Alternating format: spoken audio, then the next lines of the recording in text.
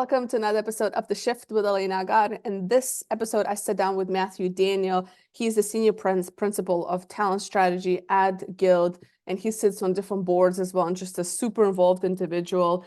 We really do a deep dive in the ever-evolving landscape of work, talent development, and really just the intriguing dynamics shaping the modern workforce. So, he spent a lot of years as a thought leader in learning and development. He's really kind of deep in the world of education. He really understands the complexities of employee growth and career mobility, especially in today's fast-paced society. We dive into all of these things. He brings in some really interesting research, some really interesting stats. Again, one of those people that, I could spend hours talking to because he's so excited, he's so passionate, he knows his stuff. Super insightful conversation, highly recommended, of course, as with all of my guests, but this is just one of my top favorite ones, probably. Enjoy. Matthew, welcome to the Shift podcast. Hey, thanks for having me. I'm very excited to chat with you. When we first talked just briefly, there were some things you've said, and I said, I don't know if I agree with you, Matthew. So I'm excited to get into all of those different things around the way that we work, around taking ownership and accountability in the workplace, and just where's all this going with talent development these days and with new generations. But before we do that, let's talk a little bit more about you. I want to know your story. I want my audience to know a little overview of who is Matthew and how did you get into this world of learning and talent and Guild education. Thank you so much. I'll start from the beginning that I grew up in the house of a pastor, somebody who was always teaching. And that was the environment I came up in. I started teaching classes when I was in junior high and thought that was a whole lot of fun, but then thought I had to go get a corporate job. And so it turned out that the first corporate job that I found was in training. And I thought, this I could make a career of this. Like I can get paid to help people be better. That's kind of the best of all worlds. And so anyway, over the past now almost 20 years, I've grown up in the world. My first job out of college was in learning and talent development in some version. And 20 years later, here I am still in that world because I do think at the end of the day, like if I can somehow, if the Venn diagram between having a professional job and, making good money and making the world better, if that Venn diagram can be really tight, that's a great way to live a life. And when it's all said and done, I think I can feel proud of the contributions I made. The journey for me has been from like training, front of room training and learning operations. I did some of that for Homeland Security and DoD at the very beginning of my career through a contractor, and then doing that in a lot of organizations, kind of doing instructional design. That's the field where we write training for those who are listening, if you don't know the world of learning and talent development. So instructional design, and then things started to move more and more digital, and I leaned in there in systems and started implementing those. And if you're working in systems, it often gets to strategy. And so over that first couple 7 or 8 years in my career, got to spend time at Nike and GlaxoSmithKline, Bristol Myers Squibb, ExxonMobil, Microsoft, like large companies often going through the middle of transformation in their systems and their approach to talent development, and starting to connect those things. Went in-house at Capital One for 6 years and loved that time, owned a lot of the learning, design, innovation, technology there. And also that gave me a chance to play way outside of just development in the employee lifecycle, thinking about talent management. How do we onboard people? How do we make sure that the invitation as you come into a Fortune 100 feels good? And so anyway, I'll fast forward through that. It was an adventure for years. I loved it, consulted on my own, and eventually a company called Entangled called me, and they were a venture lab. They were based in the Bay Area, and they had this combination of consulting on one side of the house, which is one thing that I absolutely loved, is taking the best ideas and connecting dots in different organizations. And then they were spinning up startups out of the other side of the business. And so this idea of like playing in both of those spaces at the same time made me really excited. And they were working all the way from K-12 to like philanthropic and community efforts. And I thought, this is it.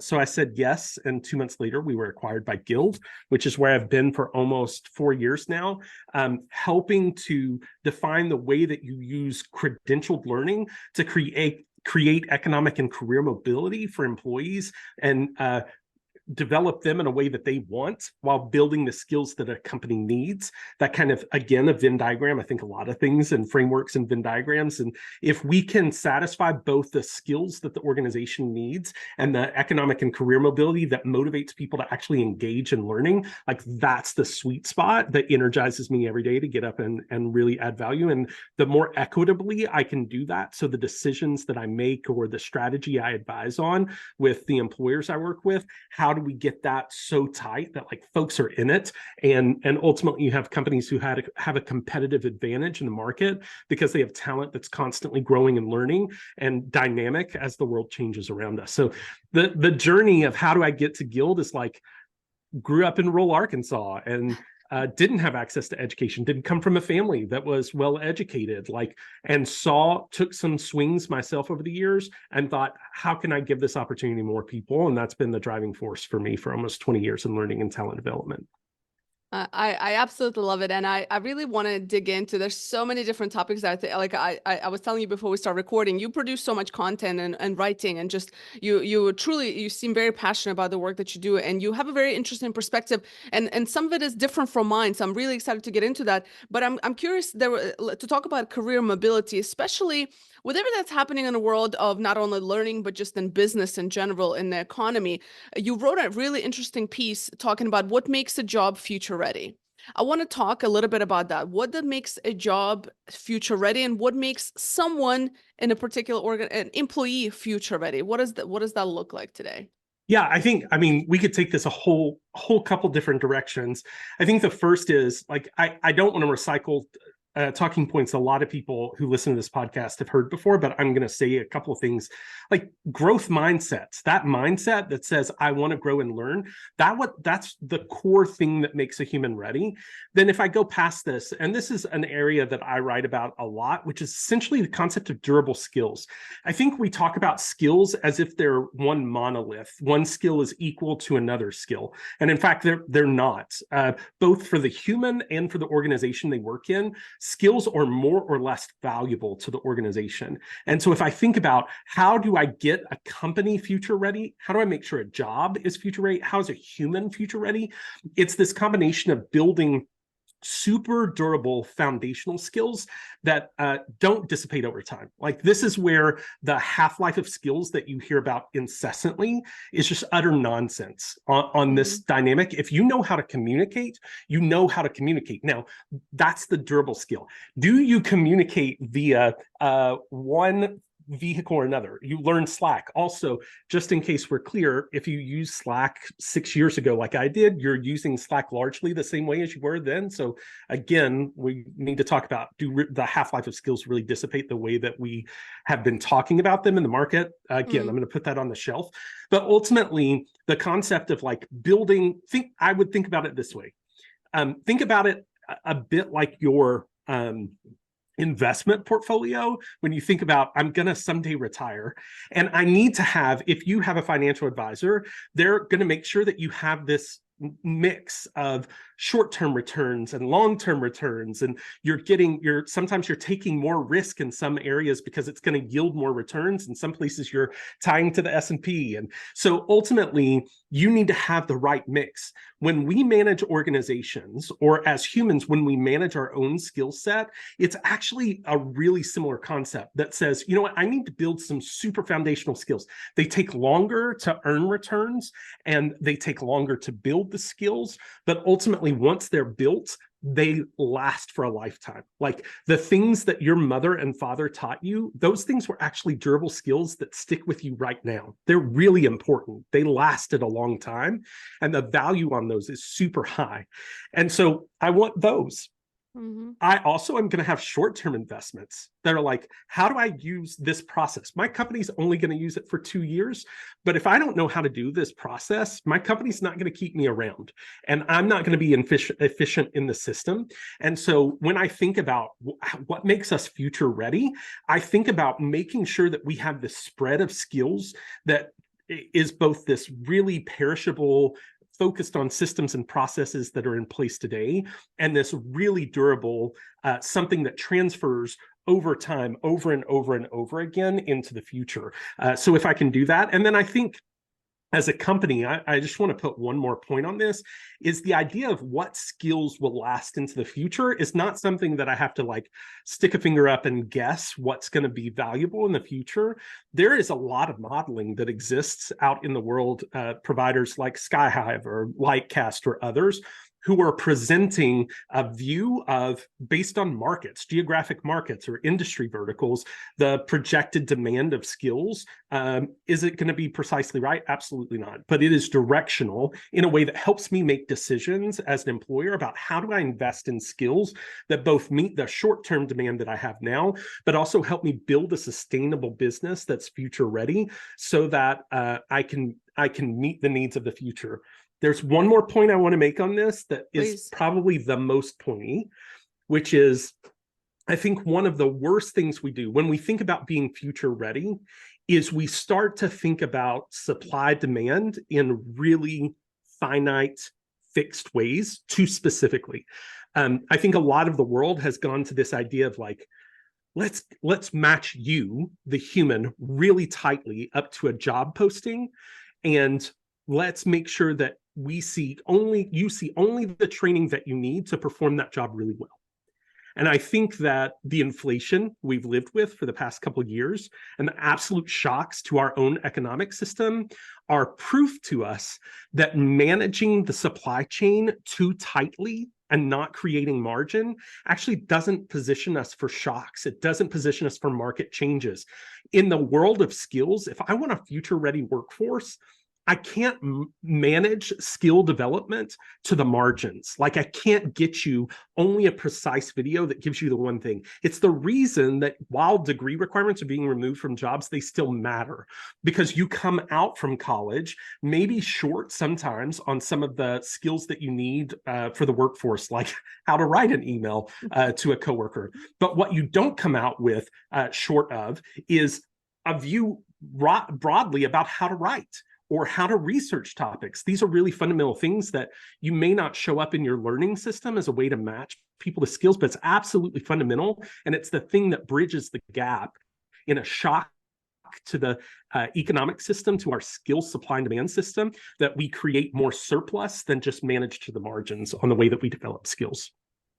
Yeah, you bring up a lot of interesting points, and you spoke a lot from that organizational perspective, and I want to come back to that piece, but I want to talk a little bit more about and there's just so many nuggets that I really want to go deeper into this, but let's start with the individual. So, and this is something when we initially talked, and I really want to get into it because I think you brought up an excellent point, and to where I've spent time thinking about it. So my audience knows I'm all about radical accountability. You as a professional, you need to get your things together. Yeah. I don't care if your manager has is there to mentor you or coach you. You're not always going to have that manager. You're not always going to be as part of an employer that's going to provide certain development opportunities, right? So you need to take advantage. You need to take accountability and ownership of your career development, and that's kind of the train I've been riding, so to say. And then you're like, yes, but, or yes, and there's yes, this and yes, and, so talk to me about the yes, and. Yeah, here's I think I'm going to come at this from an organizational perspective again, because the way that I write about this and talk about it frequently is not to alleviate any person who's listening to this from their own responsibility to own their development. At the end of the day, you know what? You can't count on anybody to help you grow and develop. Like, you have to take ownership. Hopefully in your career, you will find amazing mentors who help invest in you. But even then, I mentor a lot of folks, and you got to show up prepared and like wanting to get more before I'm going to invest my time and energy in mentoring you. I think a lot of the point of view that I take on this is ultimately like, I'm gonna get to what I think is a systemic problem, which is when we own your own development. And in corporate circles, that's generally what the way that it's framed out is like, help your employees own their own development, deploy this system, buy this content, right? The marketing engine drives it. And here's what I'm going to say, that's fine. You can take that approach. What you can't be surprised about on the other end of that approach is when the folks who come from a better socioeconomic background are the ones who continue to thrive in the system. If you look right now, we did a study at Guild, and Guild is a provider of these credentialed learning, and we wrap coaching around it to support folks to get through it, and we work with our employer partners to make sure that those folks get access to new jobs. So we're always doing research on like what's working and what's not, where the risks in the system. And we did a bunch of research on how AI was playing out. So we surveyed hundreds of learners. And what we looked at was like, where is the clustering? Who are the people who are developing themselves, owning their own development in AI? And you're not going to be surprised to learn that like the people who were doing the most investment in that space were folks, white males in financial services who were making over 60K, right? No surprise there. Because guess what? Money buys time. Money buys margin. Money buys services, so you don't have to do those things. So ultimately, everybody who's listening to this, you got to own your own development. That's at the end of the day, you are the only one to do it. If I am leading an organization and what I want is a workforce that's diverse, that looks like the consumer base that's out in the market, then I need to do the work as an employer to make sure that I am creating a mix where I am bridging the gap. Look, my mom taught me, I remember being in first grade, like coming home so frustrated about something I couldn't learn. And I remember her teaching me what the glossary was. And she taught me how to use an index. And like those two things have been some of the best things that have ever served me in terms of like figuring out things I don't know. Today, that's Google. It looks a little different, but ultimately, well, or it's ChatGPT. But ultimately, it is that skill that my mother taught me that helped form the way that I developed myself. And I ended up at a liberal arts school, and like a lot of things of how do I turn an idea over and examine it. That was because of the margin in my home and how it was developed. Not everybody has access to that. Everybody didn't grow up in a house where their parents taught them how to study. Everybody didn't grow up in a house where there was time and energy, where your parents were home at the end of the day to help you with your homework. Everybody doesn't today get to go home. There are millions of Americans who are holding two jobs, trying to show up present at both of them. And we have the gall as employers in that moment to look at them and say, well, own your own development. You know what, screw you. I'm working hourly, every bit of what I can to be present and pay my bills in a society where that's not always so easy. So the idea that everybody out there can bridge their own gap, it just doesn't work. And so the way that I talk about this with employers is that we have a responsibility as employers to provide coaching, and not just to executives, right? Executives have gotten coaching for decades. How do we coach frontline employees? How do we help them in a way that they can own their own development? How do we teach them to fish in a way that is sustainable for both them and the organization on the long term? So I think this is, you hear a lot of passion in my voice around this, because ultimately, like, here's the plane I want to land on this. This isn't like me pointing at other people. I owned systems in a Fortune 100. I made decisions about who got access to what content, what features were turned on for what users. And in my mind, I was making decisions in the best interest, the best economic interest of my employer in terms of the cost that it took for that content to be maintained or people to go through programs, etc. What I did in that world is doubly invest in people who already had development, who already had access and tools, socioeconomic backgrounds that gave them the privilege of understanding how to develop themselves, while taking this like fast, untapped talent pool of employees and failing to give them the differentiated investment that would require to actually get better returns out of that workforce for my employer. And I think owning that passion that you hear from me is me staring myself in the mirror and understanding that decisions I make about, as a person who determines who gets access to what, has profound impacts on a much larger scale. And we should be really thoughtful about how we do that. And then once we've taught them that and given them the skills and resources, then we can more and more expect that they should own their own development. But everybody's not in that position today. Yeah, you make a lot of good points. I see your perspective there for sure. I don't think I've always thought of it from different side, but when you describe it in such a way, it does make sense. Especially we see this more, I would say, in probably larger corporations, the smaller companies, because there's just more people, obviously more people from different backgrounds and so on. What's interesting is that it's admirable that you have that mindset, but I still, and I'm in this field, right? And I still see a lot of people that are, for better or for worse, a lot of it is coming from the top, that it's still a numbers game, right? So business is still like, well, we're not really going to invest in X, Y, and Z, and so on. So you have two sides. One, you have organizations where the leadership is not really investing. I'm curious your opinion. Like, in my opinion, like, if you're not changing the way that you work, you're eventually going to have very few people that are talented on the team, because you're not going to be attracting or retaining the right people, right? What are your thoughts in terms of when it comes to future of work, and what do employees need and want today out of an employer? Yeah, I'm going to say, I mean, if you look at, I think it's Gartner who puts out a quarterly CEO perspective. Right. And on their list of the things that they're concerned about, I think it fell to number 2, maybe last quarter. I'm not certain. I don't have the stat in front of me, but it is the skills of their workforce. So to be certain, the things I'm talking about require nuance. Like, we can't live in extremes in any of this to say, you know what, we should just provide endless amounts of development. Every company should provide endless amounts of development for their own employees. Look, we're not running nonprofits. That doesn't work. We have to be thoughtful about how we engage here. But I'm going to give you a for instance, right? So Guild plays in this world of credentialed learning. And by that, I do mean degrees. I also mean boot camps and certificates. The numbers of people who enroll in those programs, when you make it available, even debt-free, you have no cost employee to go through these programs. It's not 100% adoption or 75% or 50%. In some organizations, it's not 25% or 15%. You have the group who is willing to commit and opt in to that kind of accountability being 8%, 10%. Sometimes it's 3% or 5%.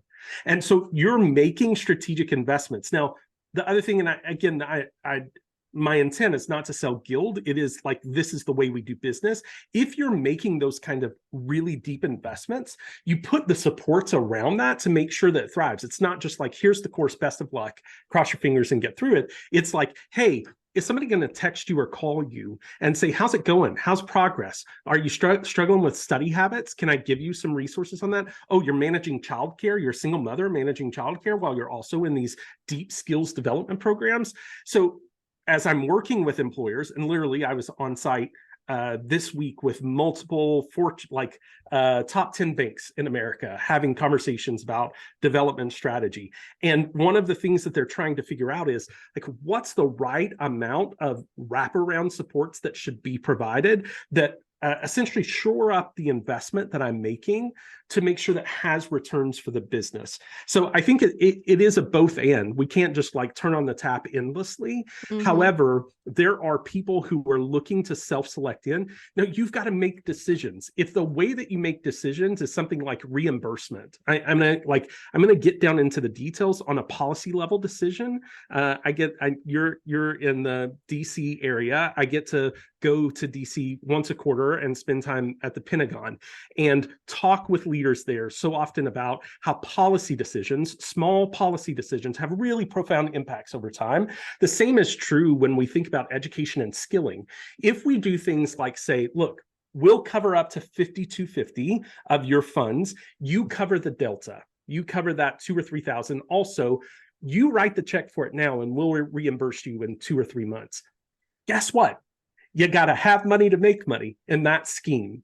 If I make decisions that I'm going to fund that upfront and take the risk as an employer, the returns are there, right? I can pull the data and tell you how many people actually continue on to graduation, but also it's that policy decision that gets access to people who might otherwise not take the risk because they're concerned because of how it could topple their entire financial system if for some reason their parents get sick or their children get sick and they can't finish a quarter or semester of school. So I take your point, and you're absolutely right that ultimately there is some nuance built into it, but there are also policy level decisions that can make sure that the employer is receiving the benefit out of that thing.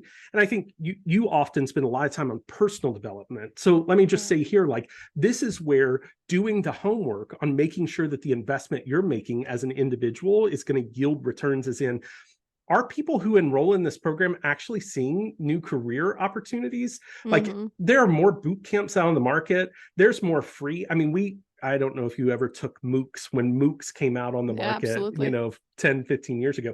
When MOOCs came out on the market, everybody was taking those programs. In terms of outcomes that it was creating for folks who are rolling through those programs, the answer was not many.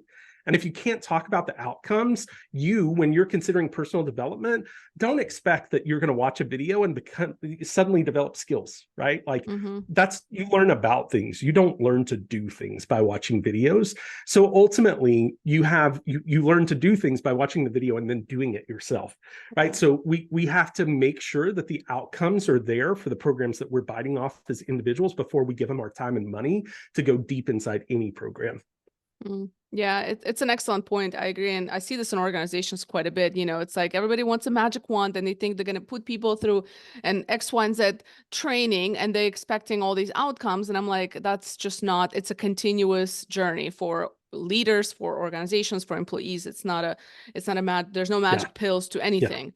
You know what I've came to realize lately, and this is, I don't know if it's sad or if it's just different, but so I travel quite a bit. I've traveled to a couple of different countries in the last couple of months in particular, and I just started to pay attention because I'm very passionate about what I do about professional and personal development. And then you start to realize that it's a very Western privilege. Many countries, and even in the US, in many countries around the world, there are very few initiatives around investing in employees. Many countries around, majority of countries around the world don't even have such privileges. Majority of the countries are still in the mindset of you have a job to pay the bills.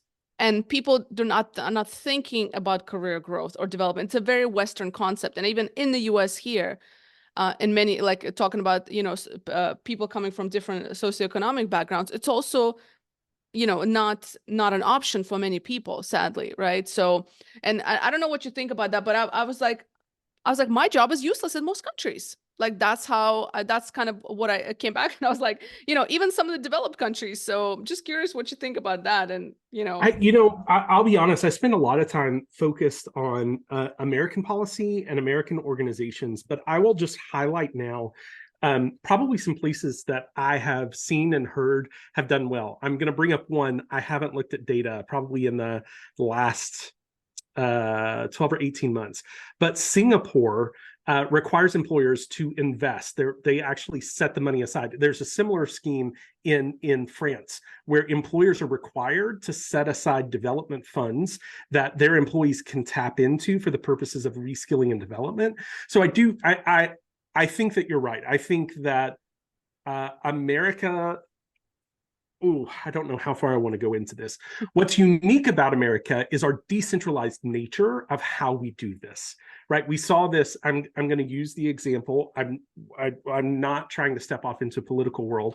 Part of the reason that COVID was so messy for us in the States is because our decentralized method of how we manage these things. There's advisory that sits at a federal level, and then there are a ton of, your local county has healthcare commission that makes a ton of decisions about I live in Nashville. They made decisions about how access to testing got deployed within the county that I live in.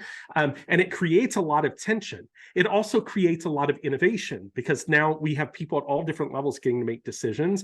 I think the US, while there are a lot of good things about our system and the way that we invest, and I can't speak to many other nations and the way they invest in it, I think it is messy in the States because of the incentives that are written, again, in the state of Tennessee. If you, I think the policy is like, if you take your ACT at all, you can go to a community college maybe for free. I know if you're over the age of 65, you have access to community college for free. There are a lot of folks in Tennessee who don't even realize that's available to them. That's a massive investment at the state level into employees. It's enabled in part from federal funds, from a number of different things. So I think there's also like local workforce development boards, there's state workforce development boards, there's policy that's set in place by Congress. And it is just so messy that is really hard to navigate where do I go? And so I think a lot of employees rely on their employer for development, but there's access to a lot of things that are out there. I'm grateful for the privilege that we in the States have, like you mentioned, to access so much development opportunity. I think, unfortunately, the way that we do that is so messy. It's really hard to navigate. And that's really disappointing at moments, because it means there's a lot of investment squandered. It also means there's like a lot of innovation that sits in different pockets that's really exciting. Yeah, no, absolutely. And when I went on that rant, when I was I did a video about it, and I came out with the conclusion, and again, you bring up a good point, because a lot of times there's so much and people don't know where to start. And I'm sympathetic to people who just, we don't know what we don't know. And being in this space, I'm like, but it's common sense. Like, why, you should just be able to know what you're, so on. But and it's just mind-boggling sometimes, particularly with the new generations coming out. And I know everybody picks on them, and so do I. I have, I appreciate some things about Gen Z, some things not so much. But there is this notion of, there's a lot of stuff out there, and I feel like it's almost a crime not to take advantage of all these things, right? And it's like, we don't know what we don't know. So it goes back to like being curious and courageous enough and reaching out and having conversations. And I feel like this is where Gen Zs lack. Not everybody, but many. I also have two sisters that are Gen Zs, and I can tell you the resourcefulness is not often there with all the love I have for them. So I'm just curious what you think about that, and maybe they're just not interested. I don't know. I want to talk more about you and your sisters. No, okay. So goodness gracious. This is such an interesting topic. First, I'm going to like double down on a lot of people don't know what's available to them. So Guild's partners, we work through employer partners to do it. So Target, Walmart, I need to make sure I don't say any names that aren't public. Chipotle is one. I'm trying to think of, when I drive down my road here in Nashville, I pass probably 10 employers that we work with today. And so when I'm in the checkout line at Target, bless their hearts, sorry, that's a real Southern thing to say, but bless their hearts, if you have me in your checkout line, I am going to say, they're going to say, do you want to use a card? Yes. And, stick it in the machine. And while it's processing, I'm always going to say, hey, did you know that Target will pay for you to go back to college? Every time. And half the time, those people go, no, but only certain programs, right? I'm like, I don't know, a couple hundred programs, if that's just a couple. And there's always like, oh, well, I didn't know that. I'm like, okay, well, here's a QR code. Here's where you can learn more, right? And when I'm in Chipotle, I'm doing the same. So I think that there is a lack of knowledge, and I know the work those employers take to make sure their employees are aware of things. I think life is complicated at the moment, and I do think, I don't know. I want to go so many different directions. Ultimately, I'm going to pick a lane, and I don't know how prepared I am to, like, how deep I'll go on this, but I'm going to start it. Please. Which is, I also think that Gen Z, to their credit, has lived in a world full of Instagram Reels, TikTok, just a lot of marketing that makes it really hard. So this morning, my daughter loves to watch hedgehog videos. I have a 6-year-old. And so I gave her my phone on YouTube, and I let her watch a hedgehog video. And she got to the end of it, and it played a commercial. And the commercial it played was for dog food. And so she walked up to me with the phone, and she said, Daddy, we have a golden retriever named Luna. And she said, Daddy, we have to buy this dog food for Luna. And I said, Luna has really great dog food that we talked to her vet about and feel good about. And she was like, but Daddy, they said this is the best food. And I said, I know a lot of people say that about their things, and sometimes it's really hard to figure out when is it really the best thing. And in this case, we did the work we needed to find out what the best thing was for her. And my 6-year-old started to cry. And she said, Daddy, I don't understand why you won't buy the best food for Luna. Like, she is just really crushed that I am stealing the health of our dog. Like, she is devastated. So I tell that story to say, we live in a world today where marketing, where people like you and me can get offers to promote products and never disclose that we're paid for it. Never. Nobody ever has to know that. And so we can come on our profile and talk about how much change this has created in our lives. And there's not ever a lot of clarity about, are you actually using it? I mean, do you ever see commercials on TV and think to yourself, there's no way you're actually using that product? You make millions of dollars. You are not using over-the-counter beauty care from, the local pharmacy store. Yeah. So I also think, to their credit, in a world where it is so noisy about what you should buy and when you should buy. I bought a sweater on Instagram 2 weeks ago that I thought was reputable. I went to a liberal arts college. I questioned everything. That sweater got to my house. It was the elbow patches were on the front of the shirt. It was so awful. And guess how hard it was to return it? Impossible. I couldn't return it. The money was gone. And so I think there is some, you're right, folks have got to own their own development. Folks have got to make their decision and figure out the ecosystem. But when everybody has a marketing engine and everybody says theirs is the best and others are the worst, and you don't know when the humans involved are sincere or not sincere, it makes it really paralyzing to make a decision about what you should pursue and not.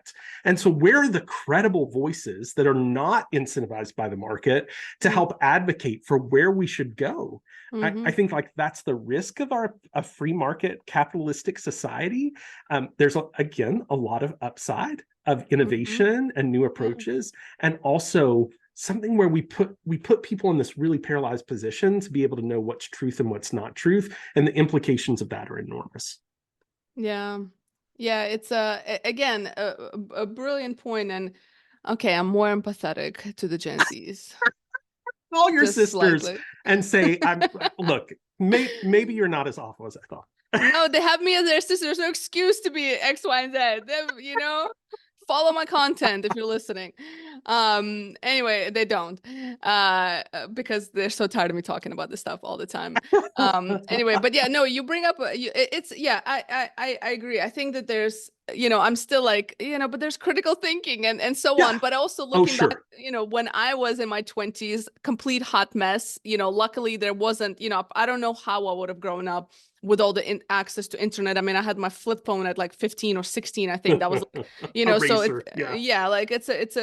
it's exactly a razor. Yeah. So it was a blessing to not grow up with that, because we just grow up differently. So I don't know what it's like. So that's a hard part, right? It's I have no idea what it's like to, I'm blessed to be an elderly millennial. But I'm curious, just, as we kind of, I think we can spend hours talking about it, but I'm just curious, last few questions for you is what is exciting to you and what is scary to you about future of work? Yeah. Let me go to what's scary first. I think all of us should be a little scared that we're going to be irrelevant at any day. And this is not just AI. This is just in general, things are changing around us a lot. And so I think that's a good fear. That's the kind of fear that should make us invest in ourselves in development. So there's even a positive spin I'll put on that thing. What I am afraid of is increasingly employers are trying to get to better and better articulation of what skills people have at a really precise level. And I think I can know all of your skills and miss a lot of who you are all at the same time. And it scares me that we're building in the same way that we're seeing our economic model put pressures on society overall. This kind of growing folks at the very, very top and growing set of folks at the very, very bottom on an economic scale. I'm a little nervous that our skilling system is becoming the same, and that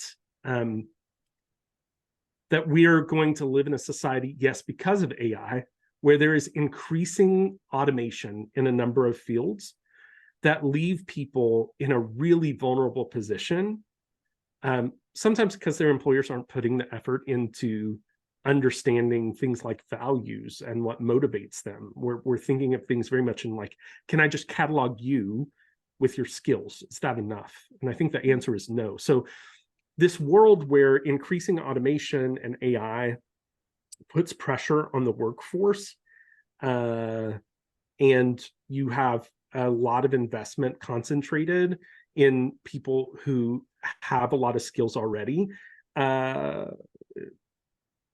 I get a little anxious about what the future looks like. And I guess that's why I dedicate my time and energy, my career. I could go someplace else and make more money doing consulting on a lot of corporate stuff.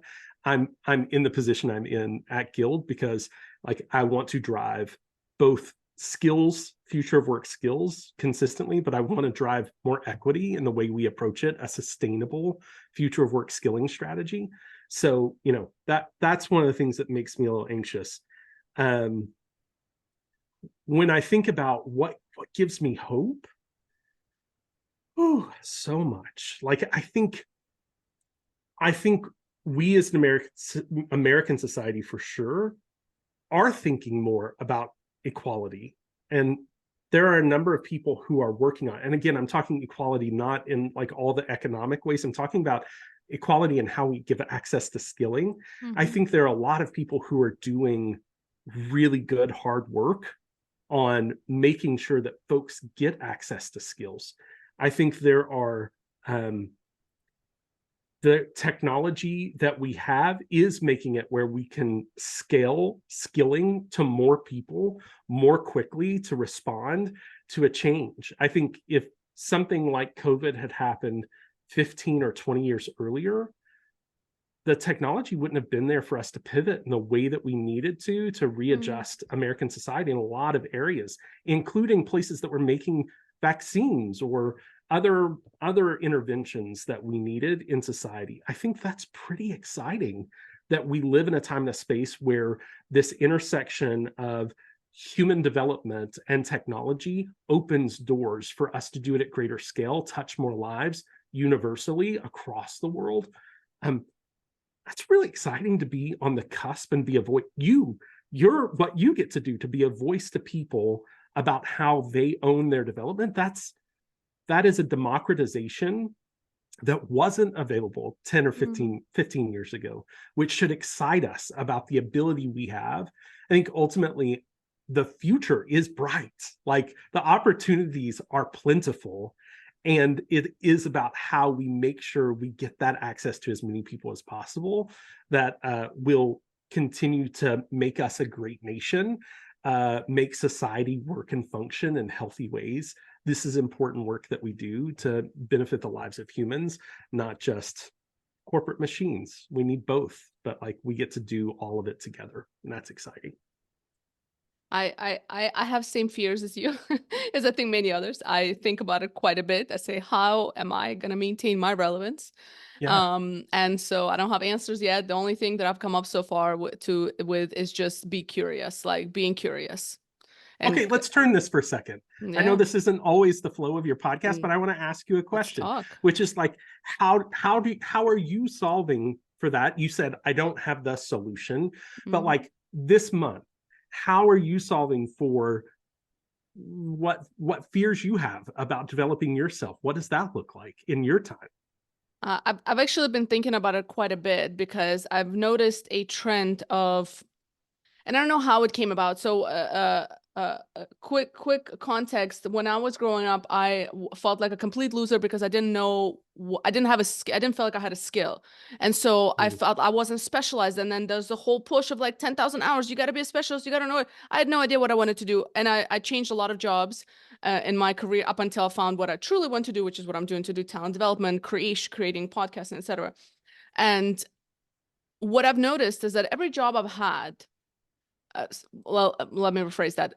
The last 4 professional jobs, so to say, that I've had have been me wearing different hats. And the other day I was being introduced at a work function, and somebody's like, and they were like, oh, this is this person does this, and here's Elena. Well, Elena's just Elena. She wears many hats. And so one thing for me is the ability to wear many different hats. And so that's been and that's worked for me so far. because I'm not stuck in one area. And I'll give you an example. When layoffs happen and etc., I'm always able to find another way, another Right. thing I can do in a company.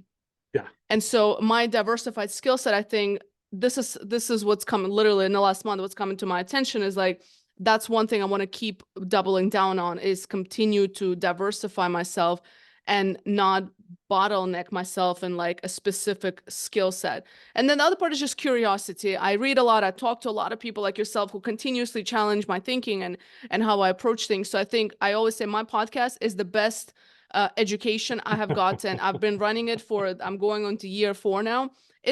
I never thought it was going to be here. It is the best thing I've ever started because I get to talk to brilliant people, and that is the best education. And so curiosity, I guess, is the other piece. So diversifying myself as much as possible, which includes continuous learning and, AI and how that's going to transform everything that I do. And then just continue to be curious. I just want to, I want to encourage anybody who's listening to this. I think there's a book. Do you know, you may have read it. David Epstein had a book called Range. The subtitle is How Generalists Triumph in a Specialized World. And it specifically takes on like headlong into this topic that you have. As a matter of fact, when I joined Guild, coming from an L&D background, I was really concerned. All these people could function in marketing and strategy, and like they would do consulting projects, and like in any given week they could weave back and forth between all of these, and my brain just didn't work that way. I was so specialized in the world of learning and development. And about that time the book Range came out, and I read it, and I mean, it like crushed my soul a little bit for being a specialist and a SME, but then like helped me immediately start to refashion. No, I want to have bigger range. Like I want to be able to operate in more context. When I hear you talk, that's the book that comes to mind for me. And I think there's a benefit. We talk about like what kind of talent should we have? Is it T-shaped talent where you have like really broad skills in a lot of areas and go deep in one area? I happen to think it's almost flip it over. It's more like a tree. You have like specializes in their branches and they come off in lots of different areas, and it's the tree that like can sustain itself through different seasons, that ultimately through lots of different skills that actually makes it. But I thank you for sharing that. I like right now for me, I'll just say part of my job is to come talk and podcast and write like you were talking about. I'm also in a grad course in finance for HR. I'm also in Reforge classes on marketing. I'm also reading nonstop about DoD at the same time that I'm reading Industry Analyst. And like, I am voracious about learning so that I have range and can like go wherever the wind blows. It's been a really important part of my career. I love that you highlight that. I'm glad that you serve as a voice advocating for that out in the market. And thanks for letting me flip the question on you. No, absolutely. I appreciate it. No, it's definitely, I can go into a rabbit hole into all of that. Because it's just not what society necessarily was, so excited about when I was growing up. So I think that's changing a lot, and that's why I'm starting to see the last few years like benefit of just staying true to what you believe is right for you, and just maximizing on whatever strengths you have, and that means it's multiple things at the same time. Before I'll ask you my last question, you produce a lot of amazing content. Where can people find you? Where they can get in touch with you? I'm going to make sure to share all in the show notes in case people are driving and listening to this. But where do you hang out? Yeah, bottom line is like I'm most active on LinkedIn. So linkedin.com/n/Matthew J. Daniel. It'll be in the show notes. But that's the place where whatever I'm writing on CLO or talent management or training industry or whatever I'm writing, wherever I am, you will find me post links to it there. So that is probably the best place to connect with me. And then, I mean, like, connect with me. I want to see what you're working on, the projects you're working on, the things that are interesting you, the articles you're reading. I think that crowdsourcing of knowledge is so powerful. So thanks for asking. Beautiful. The last question I ask all of my guests: what is one question you wish people would ask themselves more often? Yeah, this is going to be so simple.